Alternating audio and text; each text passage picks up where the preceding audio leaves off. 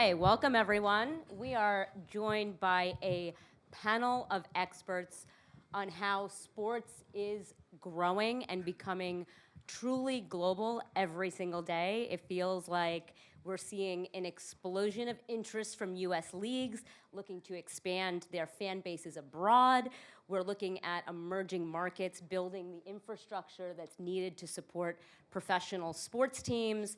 And our panelists are at the forefront of these movements and trends. So it's an incredibly exciting panel. Thank you all for being here, and thank you to the audience. So let's set the table a little bit and talk about the fact that all three of you have incredible track records finding growth opportunities and talent all around the world. So let's talk about what the characteristics are that define either an emerging market or an emerging opportunity. Let's start with you, Kojo. Start with a difficult question with me. I think it's very hard to define an emerging market, but I think essentially it's the markets that aren't proven, aren't yet known globally the same way the main markets are in Europe and US for the global sports. So I'm originally from West Africa, so I'm generally focusing on the African market, and we think there's a massive abundance of talent that's untapped. It's a highly underinvested environment, but it's, as many people know, or just to remind people, it's the youngest continent in the world by far. So the sporting talent is obvious. Just to give you context, Angola has a median age of 16. Wow. Nigeria has a median age of 18.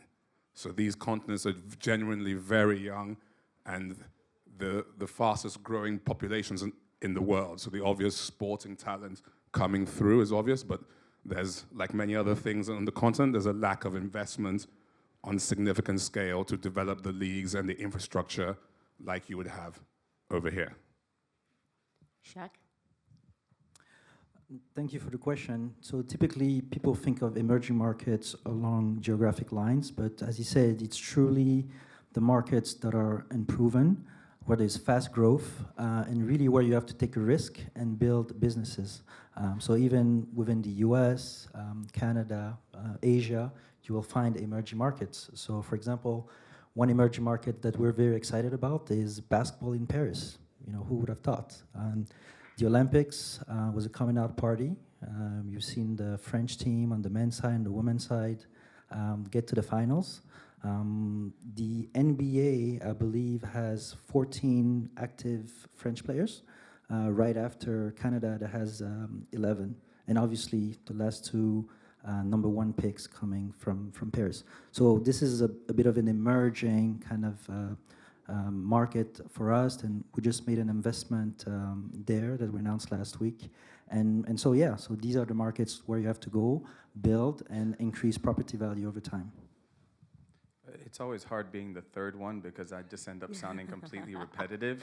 But no, you were very passionate about this question. Well, yeah, in our panel, we were talking about emerging markets. I said, well, what exactly is an emerging market? And to me, it's not just talent or emerging economic markets. It's where there's a breadth of opportunities that are untapped. So Africa and the continent is untapped when it comes to talent, but as I'm sure that you guys talked and listened to the sovereign wealth funds in the Middle East, it's not an emerging market economically, but with sports, it's a massive emerging market. And so our job is to constantly figure out which part and which emerging market and for what reason we want to be able to invest in.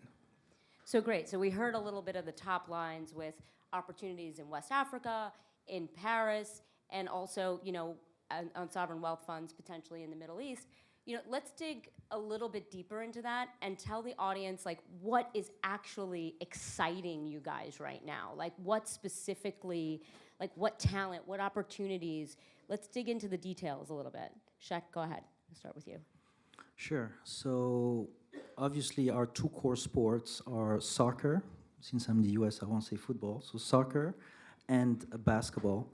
But really, there's two ways of playing, the direct sports investment. So either you play it via the media play, so you buy properties, you develop the followership, And then by having more and more people following you, having a great product on the field, then you're going to generate value, sponsorship, merchandising, TV rights, etc., etc. So that's one way to play it. And you also have the talent management angle to it, and that's the bit where we are very, very, very active and interested, for the simple reason that, as Kojo was alluding to earlier, a third of the world population, a third of the youth over the next 20 years will come from Africa. So talent management in Africa is one of our key focus areas, and one of the things that's really kind of exciting us. And really what people are not realizing is, it's a little bit like the mining analogy, where, over the last 100 years, people were worrying about, getting permits for mining licenses, but really now you're looking for human resources, human talent, and really what you have to do is go to the source. And if you're able to install the infrastructure to be able to screen talent, then you're going to be able to find the next Giannis, the next Joel Embiid, because most of the talents that you've seen operating in the key leagues today are talents that got to Europe or the US when they're 14 or 15. Think about if you're able to do that much earlier. And we have an academy for soccer. We invested. We have 200 kids. And this past summer, we transferred 5 of these kids to top clubs in Europe, Monaco, Celta Vigo, Vienna, Nice, etc. And we're kind of seeing it today. And the simple fact that we're able to have this infrastructure, create the value chain, which we'll talk a little bit about during this panel, kind of allows you to have a wider net and find a larger sample of diamonds and gems. Alex, where are you spending your time looking for talent? We've spent, for us, the emerging markets and talents are constantly changing. So back in 1992, Europe did not exist when it came to basketball, right? And so you constantly see it evolving. Europe has become a very tapped market, a very saturated market. So for the last 5 to 10 years, and I was speaking to these gentlemen about it, is our primary focus when it comes to talent is Africa. I was speaking with Cheick and with Kojo that in the next 5 to 10 years, right now, 1/3 of the league is international. I think 1/3 of the league is going to be from Africa. And for us, it's a very methodical and slow approach. It's finding the right people. It's helping build infrastructure. It's investing in really specific areas in Africa that we hope eventually can lead into the next Giannis, the next Joel Embiid, and finding a way to mine that talent, develop that talent, and help give back to the infrastructure in Africa. So on that point, you kind of outlined a complicated system. Like, I think it's like way more complicated than people realize, identifying talent. Like, can you guys talk about, in your experiences, some of the challenges that you faced when either trying to identify talent or an opportunity, and how you've overcome them in these markets? Kojo, you want to take that one? I think some of the biggest issues you have is, as they've touched upon, is the lack of a developed ecosystem. First of all, many people here see Africa as a country, and there's obviously a continent, 54 different countries, different languages, French-speaking, English-speaking, Portuguese, and then, of course, each country has its own peculiarities and systems, so that's already your first issue, because what happens in Nigeria, very different from what happens in Kenya, very different what happens in Côte d'Ivoire, etc. And then, of course, getting the right environments created by the public sector, the governments, the agencies, creating the type of regulatory frameworks that you take for granted over here to enable even the development of the talent. And I think managing those peculiarities take, as we were talking earlier with Alex, even if when you spend a lot of time on the continent, even when you're quite well versed, you're still constantly learning and navigating. And I think more and more the governments are now fully starting to embrace the power of sports and the sports as an industry, but we're still very much in the nascent early days. So for me, those are the most challenging environments. And then, of course, you have those who actually have the academies, like Cheick was talking about, and they're developing the talent, but often they're hampered by lack of investment and funding to allow them to fully participate in the value chain. So you have many academies that have great players. Maybe it's a Yaya Toure. He's left a club in Abidjan. He goes to France, then Greece, and ends up in a Barcelona and a Man City. Over the course of his career, they've spent maybe 60, 70 million pounds, but very, very little of that trickles down to his team in Abidjan because they haven't put in place the right structures, the legal frameworks, etc., to ensure that they get their share of the pie. And like Cheick, we've invested before in clubs in Europe where we use some of the, as a talent pathway to the bigger leagues to try and protect the actual founding academies. I guess ensuring that these home markets see the benefit of this incredible growth is fundamental to how you guys approach, your work. What kind of infrastructure investments, can you give us some examples of the kinds of infrastructure investments that have truly made an impact in their respective markets? Is it real estate development? Is it digital, making sure that the, cell and digital infrastructure is up to date? What is it that is going to be truly impactful? So my answer to that also bellies a little bit into the previous question. For me, there's three major issues when you go into emerging market. One, I think as Kojo said, there's a lot of investors who go in and think that business is done on the continent the same way. If I recruit somebody in Spain, relationships matter. But when I go to Russia, I know it's a transaction and I can't do business the same way. Two, institutional memory. When people keep doing things the same way over and over again, if you're going to Russia or you're going to Nigeria and they've been doing it constantly the same way, how do you break those patterns? And then the third one's institutional corruption, right? And sometimes that's part and parcel, and you have to figure out who you have to deal with. And to say, what infrastructure do we invest in? For me, it's always primarily the people, right? Because you can invest in real estate and media, but it's the people that you will have on the ground that are the ones that understand where your money's supposed to go, who's supposed to get it, what infrastructure you want to build, because you can buy buildings, you can buy media companies, but if you don't have the right people who understand the cultural relevance, understand the historical relevance of those countries, you're destined to fail. So you can have as much money as you want. It's always about the people. Cheick. Yeah, and two very important things that they talked about, the ecosystem and the value chain. So you have to worry about the full value chain. And if you say you want to go and mine talents, you can't just say, I'm doing my academy and that's it, right? So an example of some of the stuff we have to do when we go and recruit kids. So you'll go and you want to recruit a 13-year-old to come into your academy. Well, in order for you to be able to see these talents, well, they have to start playing a little bit before. So then you have to help and invest in these kind of micro academies that will, get the 7, the 8-year-olds to start playing and help them with the fields that they're going to play on, organize tournaments for them so that you can go and scout. So that's the first step. You need to scout the talent. So that's the first thing that you actually have to invest in where, you're not going to have a direct return. Then once you get them in, obviously you need to have your own infrastructure. You need to have the money to run your infrastructure. And then you also need to have a plan as to how you're going to develop these talents. You need to have a strategy, a philosophy, etc. Once you've done that, then these talents need to play in some type of league to be competitive. So then you also have to invest in the leagues across these different academies. And so once you've done that and you can prove the talents, then you can think about, okay, I'm going to send them to more professional clubs, whether it's in Europe, whether it's in the Middle East, eventually in the US, etc. But then you also need to have the credibility and the link with these developed markets to be able to offload and present these talents. So you basically have to worry about the full chain if you want to be able to capture the part of the chain that you're really interested in.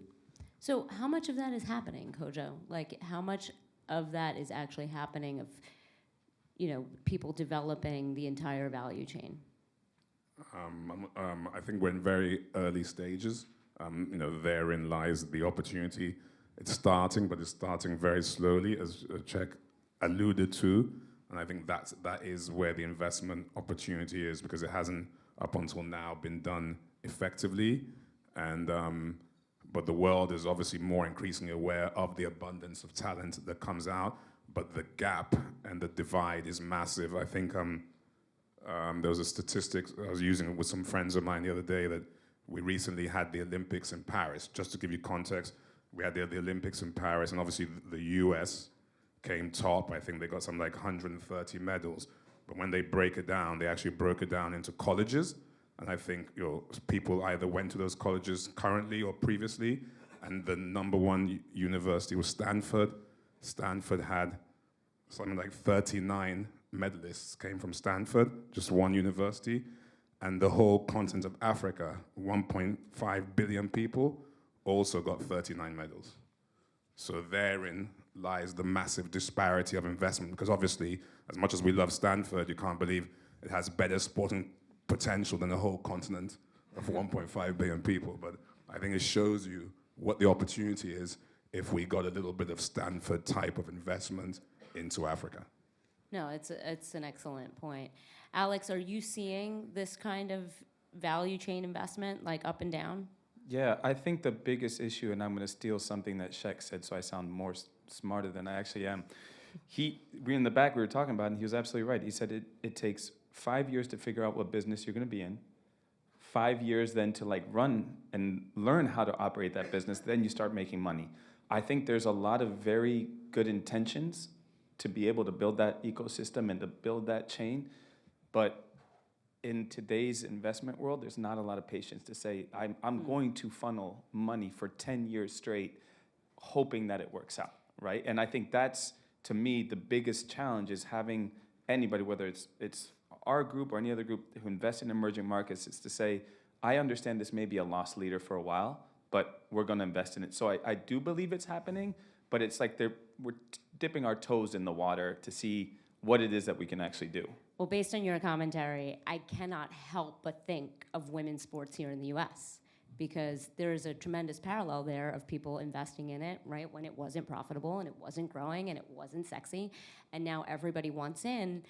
Do you think that that's a convincing narrative to talk about where you guys are at and where you guys are investing? Does that translate at all? Like, do you look at that and say, look at what's happening in women's sports that could happen in, the continent of Africa or, Paris basketball? Like, does that help you? I believe so, and I think what was amazing about women's sports is they found stories, like really compelling stories and personalities. And so even when we were talking about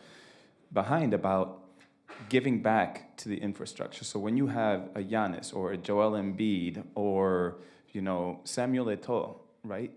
If they are people that the youth and the grassroots can look up to and say, I can be there, and they're giving back to their community and the ecosystem, you can have a lot of success. And I think women's sports has been incredible over the last couple of years because they've had great stories, and they've told fantastic stories of these young women achieving amazing things, and now the world is interested in it, where before that storytelling didn't exist. Yeah, I mean, you have firsthand experience in this, Alex, given your involvement in documentaries around Giannis. Can you talk a little bit about that specific experience and how it impacted his career and maybe even awareness of how talent is coming from abroad? Yeah, I mean, people don't remember the name, but there was a basketball player in 2006 who was from Cameroon. He was the first Black Greek named Sophocles Chortsianitis. Yeah, Giannis, well, no wonder why I can't remember exactly. the name. The big Sopho, if anybody remembers him.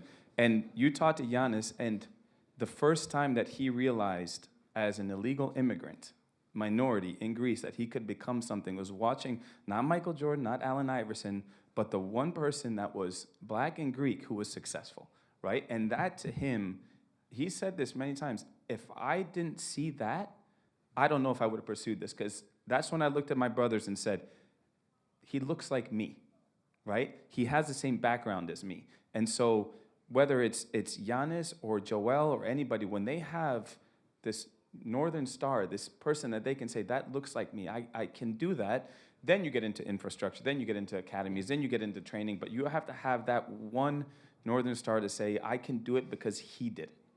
Yeah, no, absolutely. We've all seen the power of storytelling preaching to the choir over here. Yep. Cheick, quick question for you on this question of infrastructure. You have said that you want to attract more institutional capital. Again, I see a parallel here in the U.S. with the NFL bringing on, private equity investments and opening up to private equity investors. Like, can you tell us a little bit about the reception that you're getting from institutions to invest in emerging markets? It's always very tough conversations, and typically when the conversation with an institutional investor starts with why Africa, you know that you're on for a very long conversation. But the way we approach it, it's really a 20-year play. And I hope I'll still be around, but hopefully the team will keep going if I'm not. But this is how you have to view it. And so that's why some of the traditional construct that we have around, for example, how you structure a private equity fund, with a 5-year investment period and 5 year to monetize, is not necessarily fully appropriate now where we are in the spectrum of the growth of the market.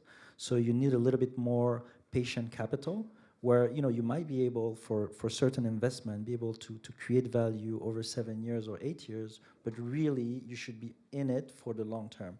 And that's where sometimes the conversation is a little bit difficult with institutional investors, which means that we really have to talk to family offices, high net worth individuals, et cetera, et cetera. But I think we do need to continue. That's what we're doing. Every time I'm in New York, I'm in London, I'm in Asia, I'm in the Middle East, I keep talking to the institutional investor, because it's education and getting them ready for when all of this is ready for prime time, right? But right now, it's a little bit difficult. Now, maybe some of these investors will see the opportunity and jump on it, and those are the ones that will make outsized return, most likely if they find the right partners. But in the short term, it's a little bit easier to deal with family offices and more kind of opportunistic capital. Kojo, one of the ways that you're approaching this is by starting a company that you wouldn't think of immediately when you think of a panel like this and a topic like this. It's actually a lifestyle company. Can you tell us a little bit more about A10 and what inspired it and where you're going to take it? Yeah, thanks. I think actually Alex touched a bit on it earlier because we've been, like what we've all been talking about here, is something we've been thinking about for years and years, how to get this whole sports ecosystem moving in Africa. And as you said, there's an abundance of superstars and people all over the world who want to give back, but they didn't really have the channel. So we started off by developing a foundation. We got a lot of the leading football legends and leading business leaders from Africa supporting the foundation, the A10 Foundation, which is all about giving back. But again, we ran into the same issues of sustainability. It's a great cause and great idea, but how do we ensure that it maintains? And that's how we developed the performance and lifestyle football brand called A10. We've had the great luck and fortune of now getting a couple of 2 or 3 key leaders of A10 who are from Nike. They've spent 20 years. They know exactly what they're doing. Unfortunately, they're also of African origin. They've joined the team, and we're now launching early next year A10, which is purpose with a brand, as opposed to the other way around. And the whole aim is to galvanize the community, Africans in the diaspora, Africans in Africa, but also anybody globally who likes what's cool and hot, but the brand will give back to the cause. And I think that's what differentiates us from everyone else, and that's what we're really excited about, how something can continually, the more it grows, the more it gives back to the community. And when can we expect to see these products coming online? From next year, 2025. Okay, well, you heard it here first. So we have about a minute left. Do you guys have any predictions on, again, where the next Giannis will come from, what country they'll come from, or what new sport is going to take off in an emerging market? If I predicted that Giannis was going to come from Greece 20 years ago, I would be wrong, right? So I think for me, it's just adaptability and making sure that you're staying on top of the emerging markets, on top of the markets that are also already established, right? I think it's very difficult to predict that. People come from all over the world, and we just have to be ready for it. To be everywhere all the time. Pretty much. That's easy. Cheick? Yeah, Nostradamus, not quite. Look, what I do know is we're gonna have most likely a lot of very talented athletes that will come out of Africa, that will come out of India as well, and watch out for cricket as well Yeah. as a very interesting sport that may take over. So look, it's emerging markets. You can't go where everybody is. You have to look at opportunities around, and I think that's where the whole talent management and going where the gems are will be interesting. And Africa and other emerging markets are certainly going to be part of the broader discussion going forward. No doubt about that. Kojo? Yeah, I won't be quite as diplomatic as them. I would say Africa is where where the talent's gonna come from. Giannis, we gave him to Greece, but he came from Nigeria. Let's not get it twisted. And quite frankly, there's so many more. The NFL are now running. They ran their combines. NFL. We've been talking to them for years. They did. They had 12 boys who went straight to the NFL from a combine in Africa. They've never played American football, and that again just shows you what's coming. These are kids who've never played, but the talent was so immense that they went straight to the NFL. I think 12 or 14. And every year it's only going to grow, but it's just, we're literally scratching the surface of a massive opportunity. Awesome. Thank you all so much.